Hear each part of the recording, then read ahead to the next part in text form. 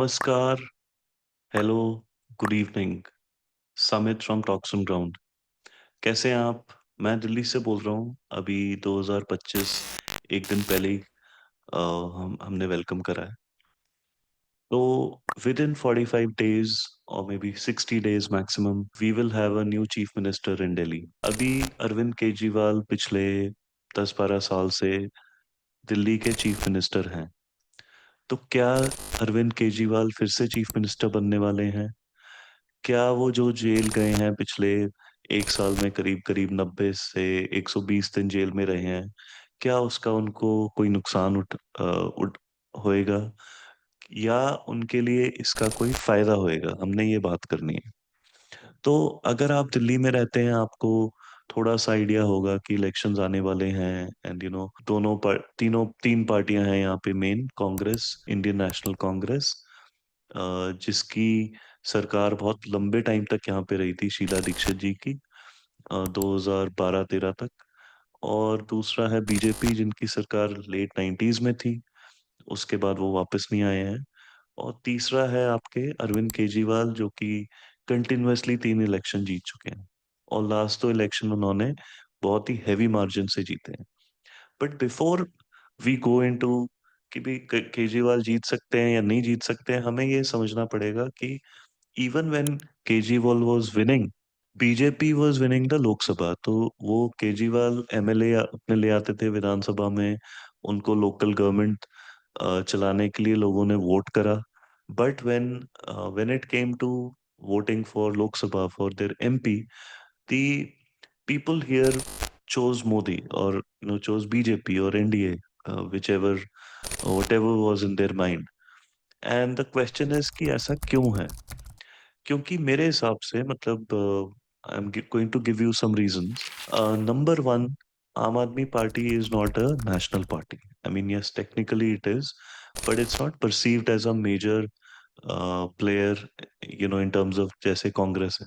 So it's seen as a small outfit which can do some small things for Delhi.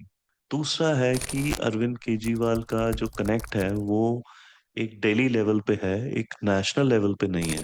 Even in the minds of Delhiites, when he talks about bijli, paani, all of the, जो जो वो सेवा देने की बात करते हैं, वो बहुत ही लोकल लेवल पॉलिटिक्स है, जो कि एक म्यूनिसपैलिटी में होता है, काउंसलर्स करते हैं, एमएलए करते हैं। तो उनका जो एक लेवल है, वो एक level definitely is not of a politician at a national stage. वो फॉरेन पॉलिसी की नहीं बात कर सकते ज्यादा, वो सिक्योरिटी की बात नहीं कर सकते।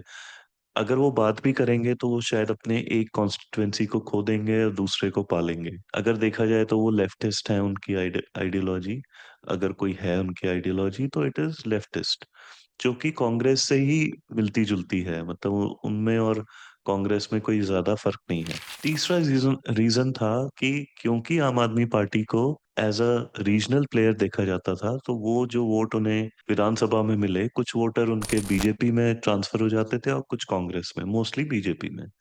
सो that is another reason. And number four, I think the BJP का अपना और कांग्रेस का भी अपना जो गेम प्लान है, लोकल लीडरशिप में थोड़ा वीकनेस है, स्पेशली बीजेपी में। सो दे डोंट हैव, उनके पास लीडर्स ही नहीं है जो कि केजरीवाल के सामने खड़े होके उनसे फाइट कर सकें। और अगर आप फाइट ही नहीं कर सकते, आप उनके लेवल पे आके आप अपना प्लानिंग नहीं कर सकते, कैंपेन नहीं कर सकते, तो बड़ा मुश्किल हो जाता है।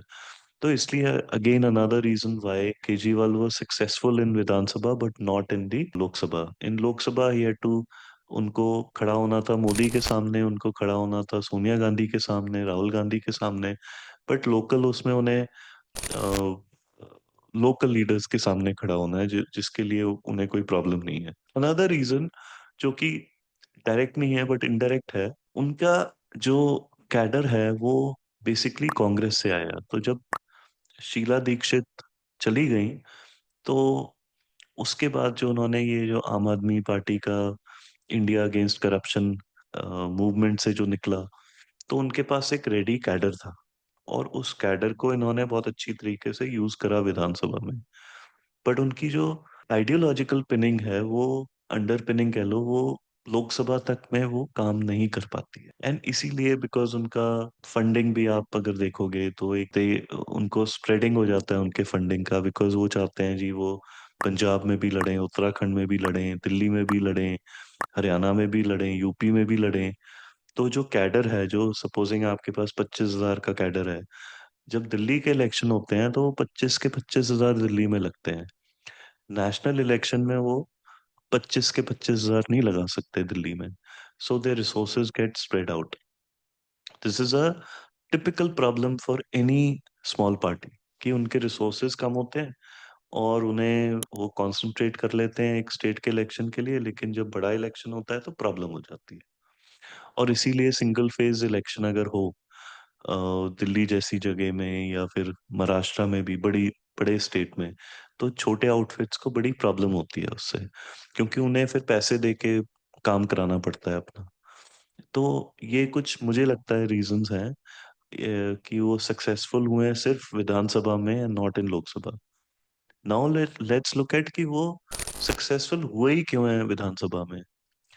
फर्स्ट रीजन मेरे हिसाब से ये है कि दिल्ली में लोग हाई मोरालिटी कह लो या हाई एथिकल स्टैंडर्ड्स से ज्यादा प्रैक्टिकल सॉल्यूशंस वाला बंदा चाहिए होता है। अगर आप दिल्ली की सड़कों पे घूमोगे you will know what I am talking about.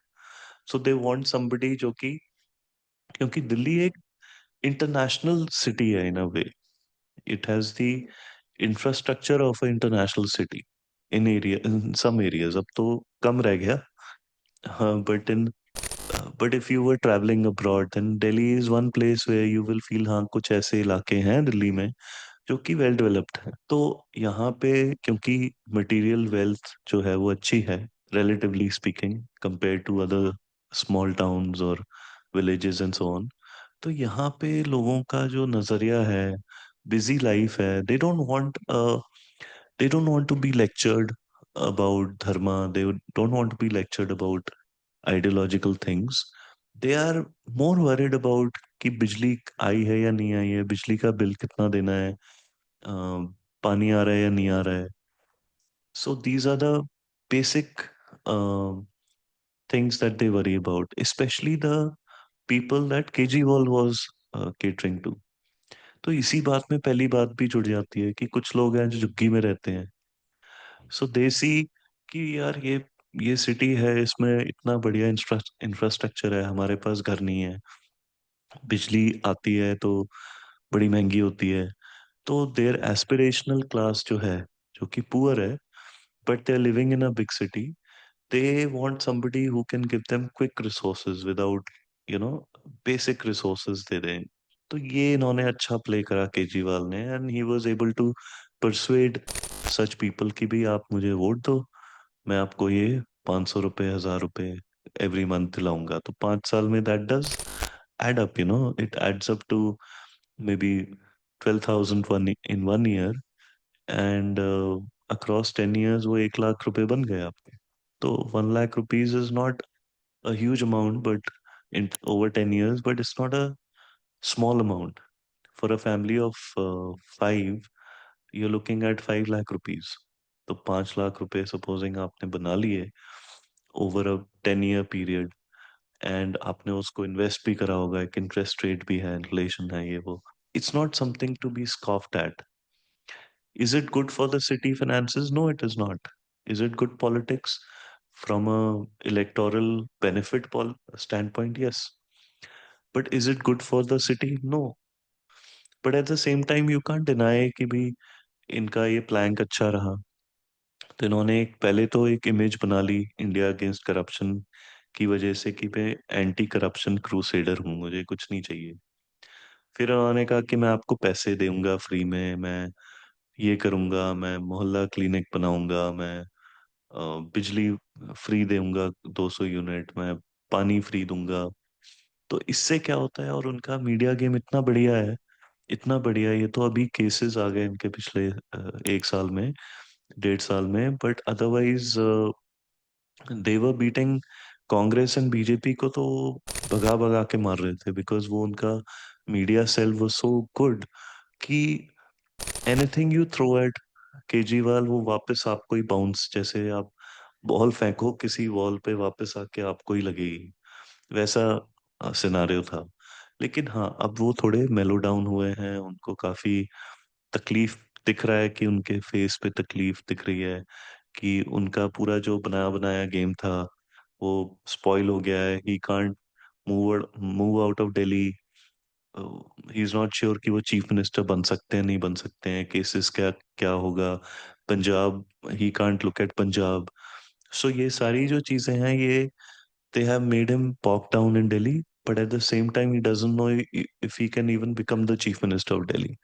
तो इसकी वजह से मेरे हिसाब से जो वोटर वापस बीजेपी में जाते थे लोकसभा में, सपोजिंग आपका वोट शेयर था विधानसभा में 50% या 55%, एंड लोकसभा में था 25%, supposing. So 30%, 30 people are going away from you out of every 100। So 30 people जो हैं, वो 30 के 30 आपके बीजेपी में तो वापस नहीं आएंगे, बट 20 तो आ ही सकते हैं, 15 आ सकते हैं।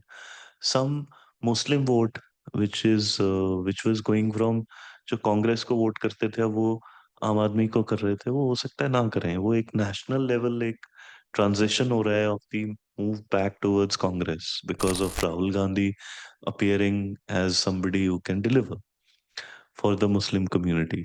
तो वो कह रहे हैं रीजनल पार्टी से हो नहीं रहा है, तो we'll go towards Rahul Gandhi, who has become the king, the linchpin for Muslim politics. तो खींचतान है।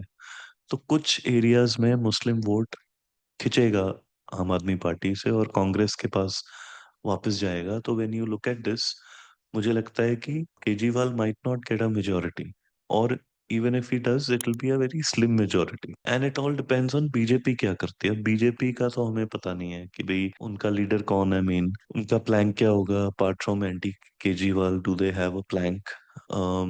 We'll see in the coming days what happens. But right now, if I speak to people, people are not happy with Kejriwal. Anti incumbency बहुत strong है और silent भी है, और एक तरीके से now he seen as somebody जिसका एक तरीके से नकाब उतर गया। तो क्योंकि नकाब उतर गया, it be very difficult for him to convince people again कि भी अब you continue with me. So I don't see him sweeping 60, 67 out of the 70 seats. But it'll be a contest because Aam Aadmi has a very strong cadre base.